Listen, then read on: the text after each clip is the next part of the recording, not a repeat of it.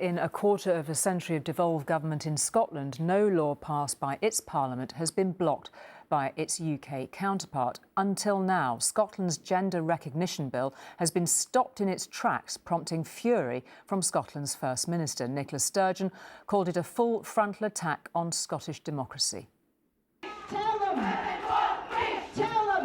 Gender reform, making it easier for people in Scotland to change their gender and lowering the legal age from 18 to 16. It has been one of the most divisive debates since the dawn of devolution. You're a man and I'm a woman. That's your opinion. Now it is a constitutional clash.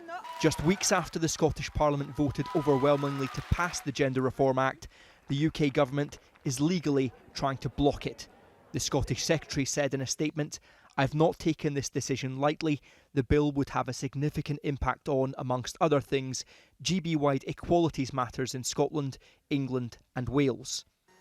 Such an intervention from Westminster is unprecedented, but the Prime Minister had hinted at it on his visit to Scotland last week. It's been a long-standing standard practice for the UK government to consider the impacts of laws that are passed in the Scottish Parliament on the entire UK.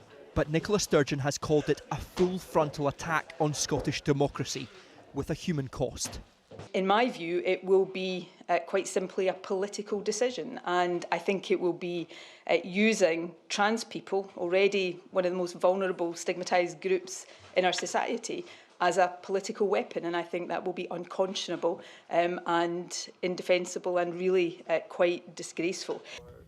Trans people like Danielle share that concern, particularly how today's news will affect younger people struggling to come out as trans. Every single little knock that you feel there does hinder you from being yourself and coming out. You know, it's just another example of how they feel that they're either in the wrong or not accepted, when that's very much not the case.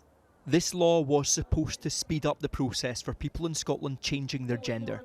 Instead, the whole legislation now comes to a complete halt. And after all the shouting, all the protests, it will finally be up to the courts to decide who is right in this debate, not morally, but legally. Peter Smith, News at 10, Glasgow.